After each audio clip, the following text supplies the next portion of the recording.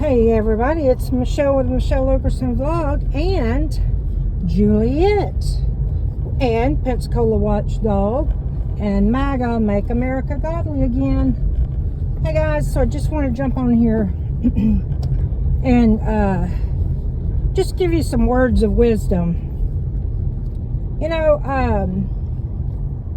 all that's done in truth and is upright and, you know, passes the sniff test and all, does not mind being challenged. It does not mind being opened up and revealed because it was done the right way. Now, some people may say, well, look, you know, although you followed all the laws, I don't agree with you doing it this way, and that's our right as Americans to to speak and say, you know, this was not right, we need to fix this and vote on it. If enough people say, okay, yeah, it wasn't right, then you know, the majority, and if it does not contradict our constitutional rights and liberties, then we the people have a right to speak our voice. So I've learned a long time ago, and I will just tell you guys this: the straight and narrow is not for everybody. I wish everybody would take it, but it will literally, it is a very, very lonely road. But I have to live with my conscience, and my conscience says, you know, you must always do what's upright and pleasing to the Lord, because in the final days, now does that say, Michelle, you act like you're perfect? No, I'm not perfect, not by any means. I've learned from my mistakes. Sometimes I had to get up and brush my knees off 2 or 3 times, maybe 10 times, who knows, but I've learned from my mistakes and I've owned my mistakes. That said, you cannot go through life living in fear. The only one that you should fear is the one who holds the key to life and death in his hands. Now you say, well, no, if I wanted to commit suicide, I could. Yeah, you could. But I'm saying, if you truly believe in the Lord Jesus Christ, you know that if you're walking with him, he's going to protect you. I'm not going to die 1 second too quick, too soon, than what he is ready for me to do.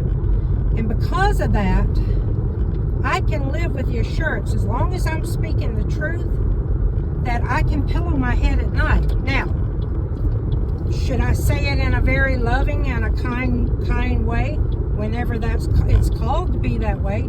But whenever it's called to tell people, hey, you need to wake the crap up, because these children that are innocent children, they belong to God. And these children can't speak for themselves. I get a little bit passionate about it, because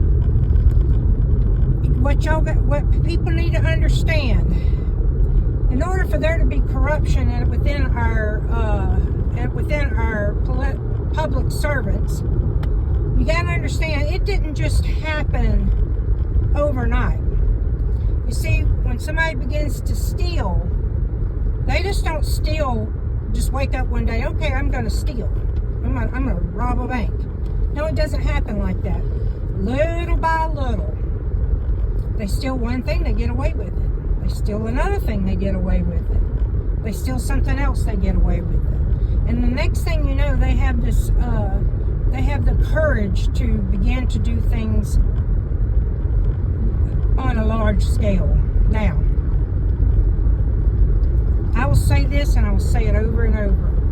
I do not fear those who hate the truth and hate transparency, because the God I serve is bigger than all this. I had a guy on made a comment to on a comment of mine he said to me, there is no God. He goes, prove it. My comment back to him was not, you know, well, there is a God because of A, B, C, D, E, F, and G.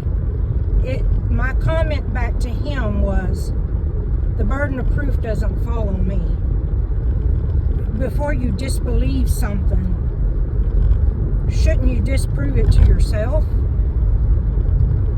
Especially the one who has been the constant debate through the hands of time, through the sands of time, and people have been trying to disprove the existence of Jesus Christ.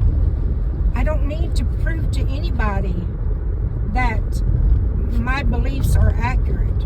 What they need to do is they need to prove that their thoughts are wholeheartedly accurate, meaning that if they think that there is no God, they need to prove that to themselves.